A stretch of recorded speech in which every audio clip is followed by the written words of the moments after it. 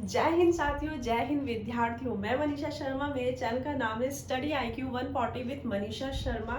मेरे द्वारा कल से ही पुनः मनोविज्ञान को पढ़ाना आरंभ कर दिया है। हमने बाल्यावस्था देखा था, बाल्यावस्था का कार्यकाल देखा था, बाल्यावस्था का परिभाषा देखी थी, महत्वपूर्ण परिभाषा देखी थी। बाल्यावस्था की हमने विशेषता पढ़ रहे थे, कुछ विशेषता हमने देख ली थी और कुछ विशेषता बाकी है। हमने लास्ट जो विशेषता देखी थी फायड के अनुसार, फायड ने बोला है कि बाल्यावस्था में जो बालक होते हैं उनमें काम प्रवृत्ति न्यूनता पाई जाती है। काम प्रवृत्ति की क्या है? न्यूनता पाई जाती है। फायड ने इसे अव्यक्तम अवस्था भी कहा है। और एक और मनोवैज्ञानिक है स्ट्रेंग। स्ट्रेंग ने कहा है शायद ही कोई एक ऐसा खेल होता हो जो 10 वर्ष का बालक नहीं खेलता हो। वो स्ट्रेंग का जो मैंने लिखवाया था, आप उसको पूरा नोट डाउन कर लेना। शायद ही ऐसा खेल, शायद ही कोई ऐसा खेल हो, शायद ही कोई ऐसा खेल हो जो 10 वर्ष का बालक खेलता ना हो। 10 वर्ष का बालक खेलता ना हो। उसको मैंने बड़ा शॉर्ट में लिखवा दिया था, 10 वर्ष का बालक खेलता ना हो। तो ये इसमें ये था कि शायद ही कोई ऐसा खेल ना हो जो 10 वर्ष का बालक खेलता ना हो। अब हम आगे बढ़ेंगे। इसकी जो आगे विशेषता है, आगे की विशेषता है अपनी 8वीं थी 9वीं थी। अब 8वीं विशेषता ये है, समलैंगिकता का विकास होता है। समता का विकास होता है। आप देखोगे बाल्यावस्था के जो बालक होते हैं वो अपने मतलब बॉय है, लड़का है तो लड़के के साथ अपनी फ्रेंडशिप करेगा, लड़की है तो लड़की अपने समलैंगिक मतलब अपने ही ग्रुप के बच्चों के साथ खेलना पसंद करेंगे। लड़की लड़की के साथ खेलना पसंद करेंगे, लड़का लड़के के साथ खेलना पसंद करते हैं। तो इसमें क्या होता है? समलैंगिकता का विकास होता है। लड़का लड़के के साथ और लड़की लड़की के साथ दोस्ती करते हैं, के साथ रहते हैं। ठीक है, समलैंगिकता का विकास होता है। तो आपसे क्वेश्चन पूछ सकते हैं कौन सी अवस्था में समलैंगिकता का विकास होता है? तो आपको आंसर देना है बाल्य अवस्था में समलैंगिकता का विकास होता है। लड़का लड़के के साथ खेलता है और लड़की लड़की के साथ रहती है या खेलती है। नेक्स्ट पॉइंट है यथार्थवादी दृष्टिकोण। यथार्थवादी दृष्टिकोण, इसका अभिप्राय क्या है?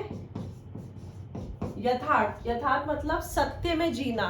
मतलब बच्चे को आप देखना, एक छोटा बच्चा जो होता है बड़ा ही पाक होता है, बड़ा ही सत्यवादी होता है।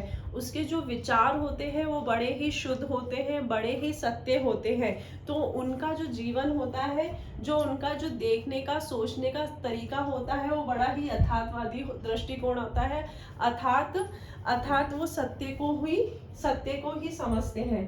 अर्थात सत्य का ज्ञान हो जाता है, सत्य को समझना। इससे आप ये समझ लोगे हम कोई भी बड़ा व्यक्ति है, जो भी बालक जिसको अपना आदर्श समझता है, जैसे बालक के लिए आदर्श उसकी माँ होती है, बालक के लिए आदर्श उसकी टीचर होते हैं। टीचर ने जो भी कह दिया है बालक उसे सत्य समझता है कि ये मेरी अध्यापिका ने कहा है, ये मेरे अध्यापक ने कहा है, ये तो परम सत्य है। तो बालक में किस चीज का विकास होता है? यथार्थवादी दृष्टिकोण का विकास होता है। अर्थात वह सत्य को समझने लगता है या सत्य को समझता है। नेक्स्ट विशेषता है काल्पनिक भय का काल्पनिक भय का अंत होता है। देखो, आप समलैंगिकता का विकास होता है, लड़का लड़की के साथ खेलता है, लड़की लड़की के साथ खेलता है। यथार्थवादी दृष्टिकोण, जिन बालकों में यथार्थवादी दृष्टिकोण आ जाता है वो काल्पनिक, मतलब वो सपनों की अनुमान नहीं लगाते। कल्पना मतलब अनुमान लगाना या सपनों में जीना उसका क्या होता है, अंत होता है। क्योंकि उसके सामने उसके जो अध्यापक, माता पिता या कोई भी गार्जियन ने अगर उसके सामने कोई भी बात कह दी है, वो उसको परम सत्य मानता है और वो काल्पनिक घटनाओं पे नहीं रहता है, वो काल्पनिक भय से मुक्त हो जाता है। 11वां है तार्किक और वैज्ञानिक कार्यों में रुचि। तार्किक वह वैज्ञानिक कार्यों में रुचि। कैसे? तार्किक और वैज्ञानिक कार्य में रुचि क्या है? जैसे आप बच्चे को कोई खिलौना दे दो, खिलौना कैसे, जैसे कोई इलेक्ट्रॉनिक कार दे दो या कुछ भी ऐसा कोई टॉय दे दो जो बैटरी से चलता है, तो बच्चा उसका पूरा एक्सपेरिमेंट कर देगा। बच्चा उस कार को खोलेगा, उसको देखेगा, उसको समझने की कोशिश करेगा, तो उस कार्य में क्या करेगा, वो रुचि लेगा। एक बार आप इसका स्क्रीनशॉट ले लेंगे।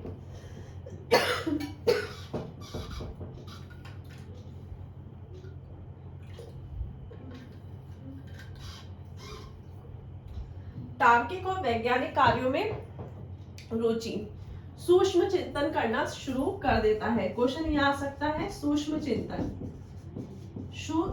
कौन सी अवस्था का बच्चा सूक्ष्म चिंतन प्रारंभ कर देता है? तो बाल्य अवस्था का जो बच्चा होता है वो सूक्ष्म चिंतन प्रारंभ कर देता है। कैसे? जैसे आप इसके सामने बालक है, बालक के सामने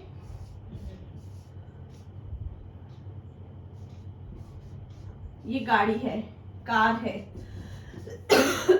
कार को बालक देखेगा, उसके व्हील को देखेगा, पहिए को देखेगा, उसकी बैटरी को देखेगा, उसके हर चीज को देखेगा। तो बालक क्या सोचेगा, अच्छा ये कार कैसे चलती है, इसके अंदर दो पहिए कैसे हैं, इसके अंदर सेल क्यों डाले जाते हैं, सेल कैसे काम कर रहे हैं। तो बच्चा क्या कर रहा है, वो सूक्ष्म चिंतन कर रहा है, उसके बारे में सोच रहा है। कार एक एग्जाम्पल है, ऐसे हम बहुत सारी चीजें, जैसे गेंद को वो बच्चा फेंक रहा है तो वो घूम रही है, आगे बढ़ रही है, तो उसको देखेगा।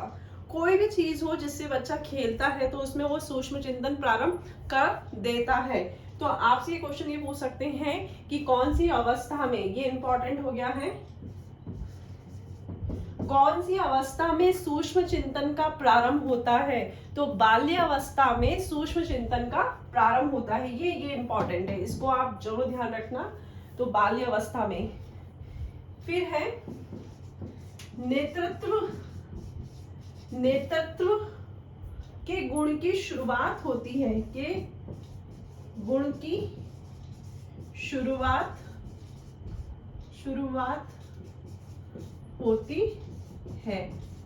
जैसे क्लास का मॉनिटर बनता है, बच्चा सबको एक डंडी ले लेगा, उसको चुप कराने की कोशिश, पूरी क्लास के बच्चों को चुप कराने की कोशिश करेगा, तो वो क्या है, नेतृत्व गुण की शुरुआत हो जाती है। ये हो जाती है 12वें वर्ष में। ये ध्यान रखना, नेतृत्व गुण की शुरुआत कौन से वर्ष में होती है? 12वें वर्ष में। ये हम ये देख रहे हैं बाल्यावस्था। बाल्यावस्था में हमने पहले की विशेषता हम देख चुके हैं पहले वाले वीडियो में। आगे की जो विशेषता है जिसमें हमने पढ़ाया है, समलैंगिकता का विकास होता है, लड़का लड़के के साथ खेलता है, लड़की लड़की के साथ खेलती है, यथार्थवादी दृष्टिकोण का अर्थात सत्य को समझता है।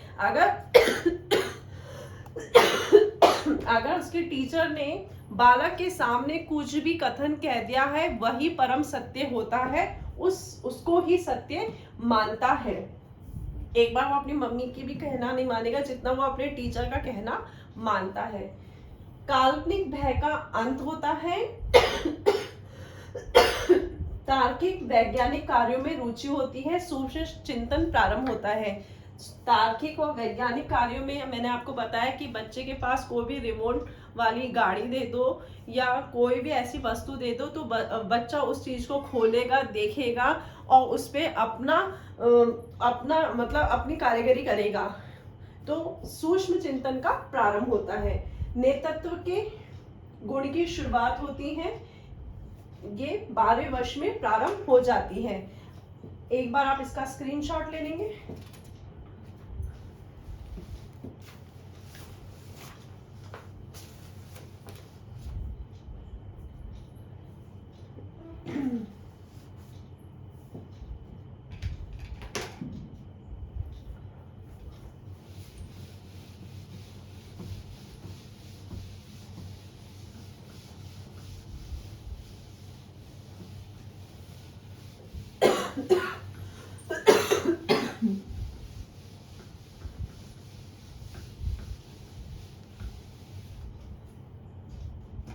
तेरहवां पॉइंट है कि बाल्यावस्था में बच्चों को भविष्य की चिंता नहीं होती। उनको ये नहीं होता है कि हमें भविष्य में क्या करना है, डॉक्टर बनना है, इंजीनियर बनना है, क्या बनना है। वो बोलते जरूर है लेकिन ऐसा उनके दिमाग में कोई चिंता नहीं होती कि अगर हम पढ़ाई नहीं करेंगे तो हमारा क्या होगा।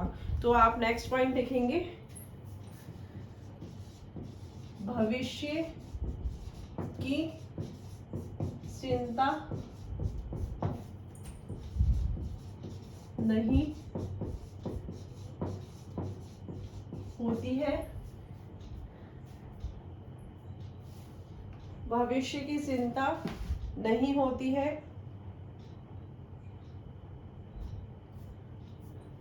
14वां है, संकल्पना का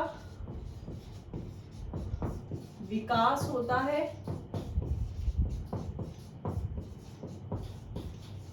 देखो, काल्पनिक अलग चीज होती है और संकल्पना चीज अलग होती है। काल्पनिक तो यह है कि हम किसी चीज के बारे में सपनों में सोचते हैं, उसके बारे में हम अंदर ही अंदर सोचते रहते हैं। और संकल्पना क्या होती है, जैसे हम जैसे सोचते हैं चलो ठीक है, हम इसमें हम जनरली बच्चे जो होते हैं वो लंबाई और दूरी का ज्ञान के बारे में सोचते हैं। संकल्पना मतलब अच्छा जैसे बच्चे को बोला कि आपके पास एक गुड़िया आएगी तो बच्ची सोचती है अच्छा गुड़िया, कितनी बड़ी गुड़िया, कितनी छोटी सी, इतनी छोटी सी या इतनी बड़ी। तो वो अपने मन ही मन में कल्पना लगने लग जाती है। तो जनरली बाल्यावस्था में संकल्पना का विकास का मतलब होता है बच्चे अपनी किसी भी वस्तु को, अपनी किसी भी प्रिय वस्तु के बारे में सोचने लग जाते हैं कि वो वस्तु कितनी छोटी होगी या कितनी बड़ी होगी। तो इसमें आप लिखोगे होता है लंबाई वह दूरी के बारे में सोचते हैं।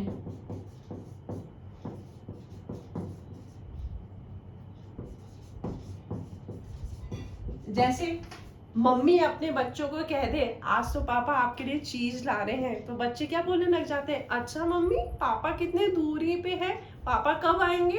वो जब तक उनके पास नहीं आ जाते तब तक वो अपनी मम्मी से पूछते रहते हैं अच्छा कब आएंगे, कब आएंगे, कितनी दूर है। तो ये क्या है, बच्चा मन ही मन में सोचता है। तो ये क्या है, संकल्पना का विकास होता है। 15वां है भावना ग्रंथियों का विकास होना। ये मैंने कल आपको बताया कि इस उम्र के बच्चे जो होते हैं वो टोली में रहना पसंद करते हैं, और जब भी वो टोली या समूह में रहना पसंद करते हैं तो वो उनके मन में क्या आता है भावना, एक दूसरे के प्रति अच्छी भावना का ग्रंथियों का विकास होने लग जाता है। 16वां है सामाजिक सूझ का विकास होता है। कैसे, जब बालक समूह में रहता है, टोली में रहता है, कोई भी कार्य एक साथ करते हैं या कोई भी चीज बच्चे एक साथ खेलते हैं तो वो एक दूसरे के विचार का आदान प्रदान करते हैं। इससे क्या होता है, सामाजिक सूझ का विकास होता है। 17वां है उत्तरदायित्व की भावना, वही चीज है ये। अपने आप को मॉनिटर समझना, किसी भी समूह के दल का नेता बनना या मॉनिटर बनना, ये क्या है, किसी भी चीज को करने में अपने आप को आगे रखना, वो क्या है, उत्तरदायित्व की भावना का विकास होता है। 18वां है मानसिक रुचियों में परिवर्तन होता है। मानसिक रुचियों में परिवर्तन होता है।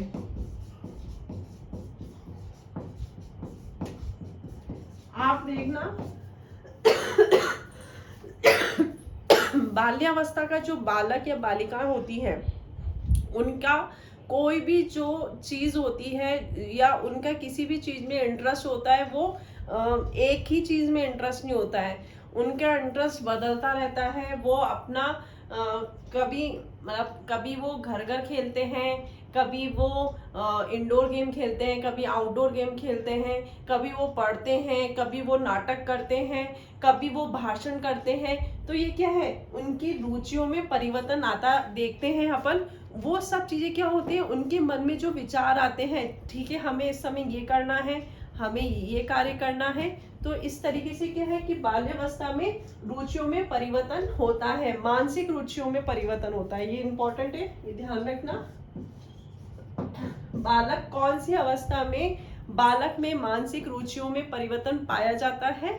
बाल्य अवस्था में पाया जाता है।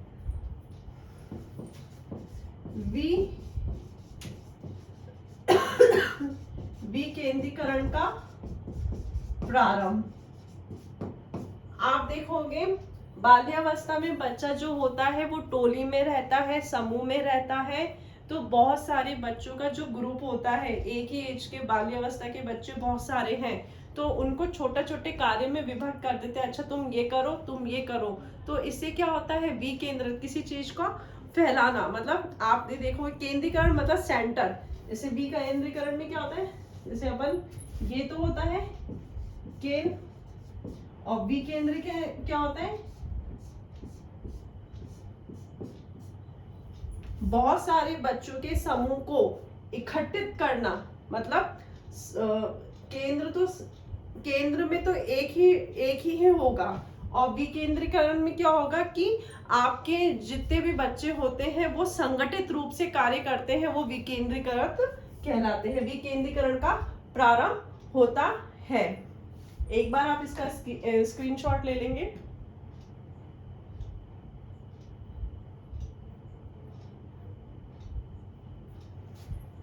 इसमें आगे है विचार शक्ति का प्रभाव या विचार शक्ति का विकास लिख देंगे। विचार शक्ति का विकास, वही बात है, बच्चे में सूझ की भावना विकसित होती है। जब सूझ अपने मन में सोचता है बाल्यावस्था में बालक, तो वो अपने विचारों को सबके सामने प्रकट करता है, अपने शिक्षक के सामने प्रस्तुत करता है या अपने माता पिता के सामने प्रस्तुत करता है। इससे क्या होता है, विचार शक्ति का विकास होता है। ये हम बाल्यावस्था देख रहे हैं, बाल्यावस्था की विशेषता देख रहे हैं। बाल्यावस्था की विशेषता बहुत इंपॉर्टेंट है, इसमें से हमारे क्वेश्चंस बन जाते हैं, ये हमें पता होना चाहिए। हमने देखा कि भविष्य की चिंता नहीं होती है बाल्यावस्था में, बच्चों को भविष्य की चिंता नहीं होती कि हमें बड़े होकर क्या करना है। संकल्पना का विकास होता है, अर्थात बच्चे के सामने ये बोल दिया जाता है कि अच्छा मम्मी बोलती है आज तो तुम्हारे पापा तुम्हारे लिए बहुत अच्छी चीज लेके आ रहे हैं। तो बच्चा क्या सोचने लग जाता है, अच्छा पापा कितनी दूर होंगे, पापा ऑफिस से कितने टाइम पे आएंगे। तो वो बच्चा मन ही मन सोचने लग जाता है। ये संकल्पना बच्चे की बेसिकली लंबाई और दूरी के बारे में सोचता है। ठीक है, ये इंपॉर्टेंट है। बाल्यावस्था का बच्चा क्या ही सोच सकता है कि अच्छा कितनी देर में आएंगे, कब आएंगे, क्या ला रहे हैं, कितना बड़ा होगा, कितना छोटा होगा, अच्छा इतना सही है। ये भावना ग्रंथियों का विकास होना, जैसे सोच रहा है, किसी भी चीज को सोच रहा, मनन कर रहा है, तो भावना जुड़ रही है। सामाजिक सोच का विकास, टोली में रहता है तो सामाजिक सोच, जब बच्चा एक साथ समूह में खेलता है तो तो कुछ बच्चे ने क्या कहा, कुछ बच्चे ने क्या कहा, एक दूसरे को सुझाव देखते ना। आप देखना, ऑब्जर्व करना कि छोटे बच्चों के समूह को देखना, जब वो खेलते हैं तो अच्छा तेरे पास ये गुड़िया, मेरे पास तो इतनी बड़ी है, अच्छा ये है वो है। तो बच्चे आपस में क्या करते हैं, एक दूसरे से बातें करते हैं, और वो बातें ही क्या होती है, बच्चों के सामाजिक सूझ होती है। तो सामाजिक सूझ का विकास होता है, उत्तरदायित्व की भावना विकसित होती है। उत्तरदायित्व जैसे बहुत सारे आप देखना, जैसे मैं भी देखती हूँ कि जैसे बच्चे अपने मतलब सगे भाई बहन और दूसरे भाई बहन के साथ खेलते हैं, तो बड़ा भाई बहन जो होता है ना, छोटे भाई बहन के ऊपर मतलब उसको प्रोटेक्ट करते हुए दूसरों के सामने ऐसे रिप्रेजेंट करता है, अच्छा ये तो मेरा मतलब ये ऐसा है, ये वैसा है। तो ये अपन देखते हैं कि बच्चे में क्या उत्तरदायित्व की भावना विकसित होती है। मानसिक रुचियों में परिवर्तन होता है, बच्चा कभी क्या बोलता है, कभी क्या सोचता है, बच्चा क्या खेलता है, कभी बच्चे का किस चीज में इंटरेस्ट होता है, कभी बच्चे को घर घर खेलना पसंद होता है, कभी बच्चे को बैट बॉल खेलना पसंद होता है, कभी बच्चे को पढ़ना भी पसंद होता है, कभी बच्चे को लिखना भी पसंद होता है। तो ये सब क्या है, मानसिक रुचियों में परिवर्तन होता है। विकेंद्रीकरण का प्रारंभ होता है, बच्चे अलग अलग समूह में खेलते हैं। आप देखोगे कि जैसे बहुत सारे 10-15 बच्चे हैं, तो 10-15 बच्चे एक साथ नहीं, अलग अलग टोली में विभक्त हो जाएंगे। ये क्या होगा, विकेंद्रीकरण का प्रारंभ। विचार शक्ति का विकास होता है। ये बाल्य अवस्था की विशेषता थी, ये बहुत ही इंपॉर्टेंट है। अब हम देखेंगे बाल्य अवस्था में शिक्षा। एक बार इसका स्क्रीनशॉट ले लेंगे।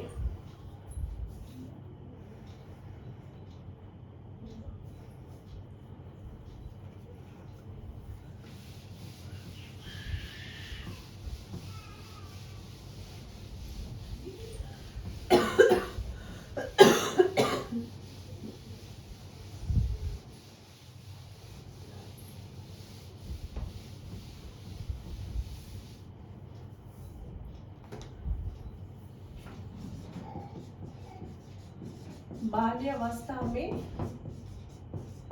शिक्षा। देखो, बाल्यावस्था में शिक्षा वही दी जाएगी जो बालक की विशेषता होती है।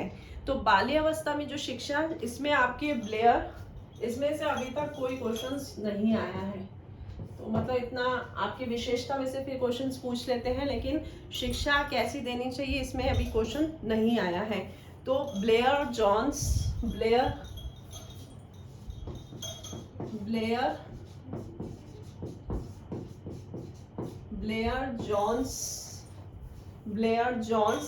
सिम्पसन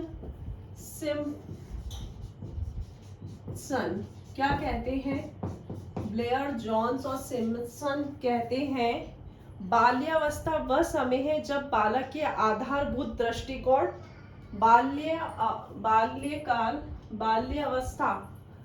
बाल्यावस्था का समय, बाल्यावस्था का समय वह है जब बालक के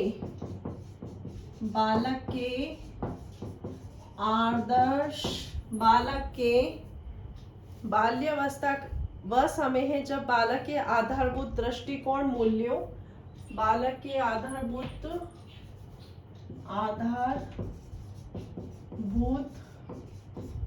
दृष्टिकोण के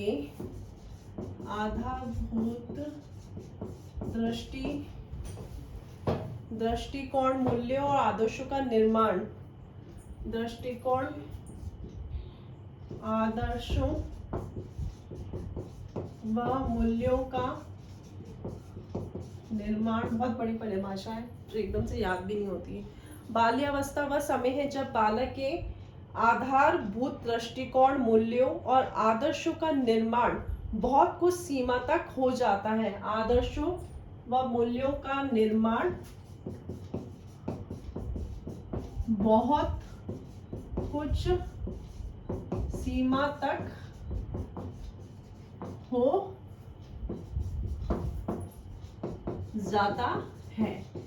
ये ब्लेयर और जॉन्स और सिम्पसन ये कहना चाहते हैं कि बाल्यावस्था वो समय होता है जिसमें बालक का आदर्श बालक के आधारभूत दृष्टिकोण, आधारभूत जो बालक का जो मतलब भविष्य निर्माण हो जाता है एक तरीके से, कि बालक के आधारभूत दृष्टिकोण, आदर्श और मूल्यों का निर्माण कुछ सीमा तक हो जाता है। कि बच्चा जो होगा, कहते हैं ना पूत के पाक पालने में दिख जाता है कि बच्चा बड़ा होके क्या कर सकता है, कुछ बड़ा काम करेगा या एवरेज।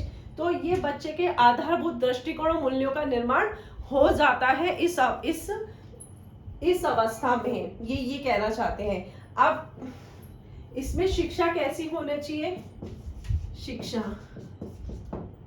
कैसी होनी चाहिए, मार्कर चेंज करते हैं।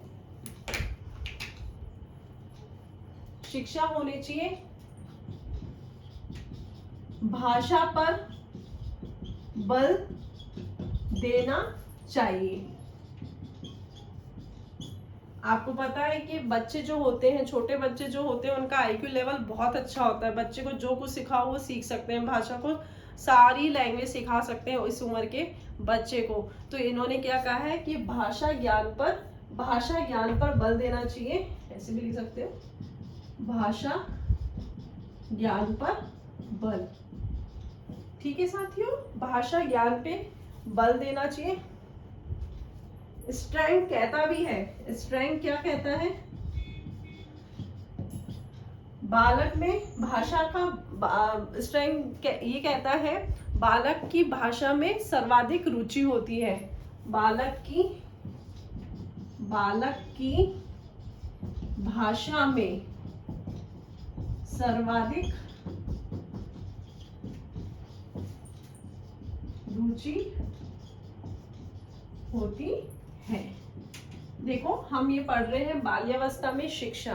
बाल्यावस्था में शिक्षा जो है, जिसमें ब्लेयर, जॉन्स और सिमरसन कहते हैं बाल्यावस्था का समय वह है जब बालक के आधारभूत दृष्टिकोण के मूल्य और आदर्शों का निर्माण कुछ सीमा तक हो जाता है। इसमें हमें ये पता लग सकता है कि बालक मतलब बड़ा होके कैसा बालक बनेगा, उसका मतलब उसका विकास कैसे होगा, वो बड़ा होके क्या कार्य कर सकता है। तो उसके आदर्श और मूल्यों का निर्माण कुछ सीमा तक तय हो जाते हैं। इसमें बच्चों की शिक्षा दी जाती है, भाषा पे बल देना चाहिए, भाषा ज्ञान पे बल देना चाहिए। स्ट्रेंग कहता भी है, स्ट्रेंग ये कहता है बालक की भाषा में सर्वाधिक रुचि होती है।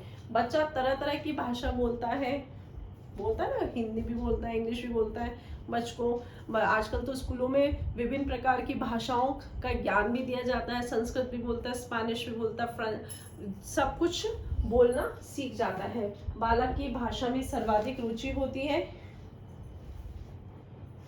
दूसरा है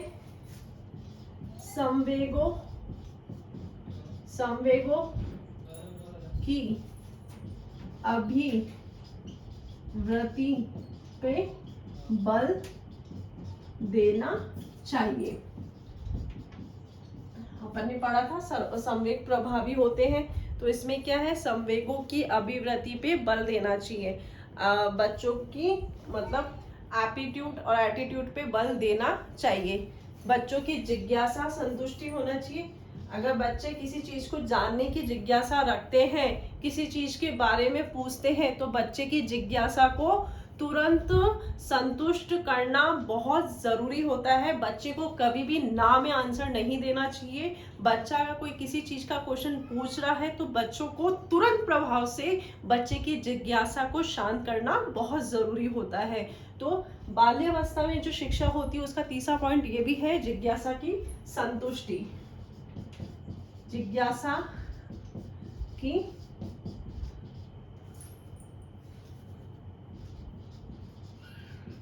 संतुष्टि। ठीक है साथियों, एक बार इसका आप स्क्रीनशॉट लेंगे। ये हम शिक्षा देख रहे हैं, भाषा पे बल देना चाहिए, भाषा ज्ञान पे बल। स्ट्रेंग कहता भी है बालक की भाषा में सर्वाधिक रुचि होती है, संवेगों की अभिवृत्ति में बल देना चाहिए और बच्चों की जिज्ञासा की संतुष्टि करना चाहिए। आगे अपन और देखेंगे।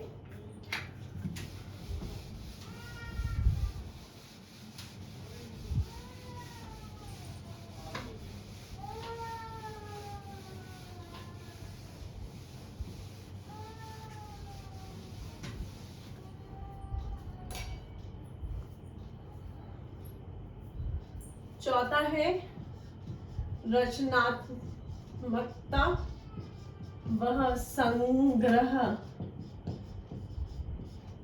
रचनात्मकता और संग्रह की प्रवृत्ति को प्रोत्साहन। इसमें मैंने कल आपको विशेषता पढ़ाई थी। इस उम्र के बालक संग्रह करते हैं, जैसे स्टिकर, फोटो और पेप्सी के ढक्कन, चित्र, किसी महान पुरुषों के चित्र इकट्ठित करते हैं। तो बच्चों को इसको बढ़ावा देना चाहिए, क्योंकि अगर मान लो बाल्यावस्था का बच्चा अगर किसी महान पुरुष के पिक्चर को इकट्ठा कर रहा है, तो इससे उसकी क्या संज्ञान में वृद्धि हो रही है। अच्छा, गांधी जी महान पुरुष है, ये क्रांतिकारी नेता थे, तो उसमें बच्चे की जो रुचि है उसको बढ़ावा मिलता है, उसको ज्ञान की प्राप्ति भी मिलती है कि अच्छे ये क्रांतिकारी थे। ऐसे संग्रह करने की और रचनात्मक कार्य करने की प्रवृत्ति को प्रोत्साहन देना चाहिए। रचनात्मक, जैसे बच्चा डांस कर रहा है, बच्चा नाटक कर रहा है, बच्चा कोई भी कला को प्रस्तुत कर रहा है, तो ये सब क्या है, बालकों को शिक्षा देनी चाहिए। अगर उसका इंटरेस्ट है, अगर उसकी ये विशेषता है, तो उसको हमें उस प्रकार की शिक्षा देनी चाहिए। जैसे किसी किसी बच्चे को खेलना अच्छा लगता है, स्पोर्ट्स में जाते हैं, किसी किसी बच्चे को डांस करना अच्छा लगता है तो वो डांस करते हैं। तो उसी प्रकार की बच्चा को शिक्षा हमें देनी चाहिए।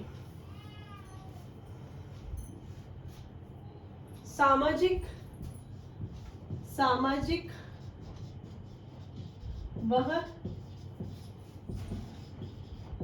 नैतिक मूल्यों की शिक्षा। ठीक है साथियों, ये तो हमें पता है कि बच्चों को समाज में रहता है तो उसको सामाजिक शिक्षा भी, क्योंकि समाज में रहना ही इम्पोर्टेंट नहीं होता है, समाज में आप कैसा व्यवहार कर रहे हो, अच्छा बुरा, तो सभी अच्छी शिक्षा मिलना बहुत जरूरी होता है। नैतिक शिक्षा भी मिलना बहुत जरूरी होता है। 6 है क्रिया व खेल विधि का प्रयोग। बच्चे को बाल्यावस्था में शिक्षा ही वेरी इंपॉर्टेंट है। बाल्यावस्था में बच्चों को किस प्रकार से पढ़ाया जाना चाहिए? बाल्यावस्था में बच्चों को क्रिया व खेल विधि करके, मतलब नाटक, अभिनय और खेल में पढ़ाना चाहिए। 7वां पॉइंट है पर्यटन वह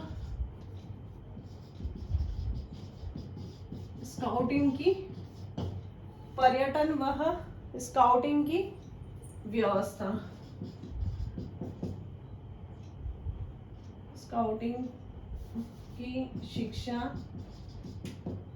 क्या होना चाहिए? बच्चों को समय समय पर हमें भ्रमण करवाना चाहिए, पर्यटन में ले जाना चाहिए, ताकि बच्चों को पता होना चाहिए कि हमारा क्या इतिहास है, वह उस जगह की क्या विशेषता है। स्काउटिंग भी करवाना चाहिए, ताकि हमें बच्चे का मानसिक, शारीरिक और सामाजिक विकास होता है।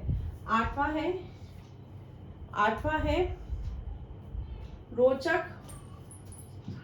रोचक वह उपयोगी पाठ्यक्रम। रोचक, इसमें क्या होता है, रोचक और उपयोगी पाठ्यक्रम में क्या होता है, जैसे समय समय पे नाटक, अभिनय या हास्य इत्यादि करवाते रहना चाहिए। जैसे बच्चे को नाटक करवा के पढ़ाया, बच्चे को वीर पुरुषों के बारे में बताना, साहसी कार्य करना, भाषा ज्ञान देना, गणित, विज्ञान, मतलब विभिन्न प्रकार की प्रतियोगिता करवाते हैं ना, जैसे विज्ञान मेला होता है। तो ये छोटी छोटी चीजें क्या होती है, बच्चे की शिक्षा में उपयोगी होती है। तो आप इसमें लिखोगे, ये तो नाटक, अभिनय, हास्य, साहसी पुरुषों का चित्रण, भाषा, विज्ञान व गणित को आप गणित विषय को रचना सरल रूप से पढ़ाना या क्या प्रतियोगिता आयोजन। जैसे आपको बच्चों की भाषा का ज्ञान करना है तो सुलेख करवाते हैं। भाषा का ज्ञान के लिए हम भाषा ज्ञान के लिए सुलेख, ठीक है।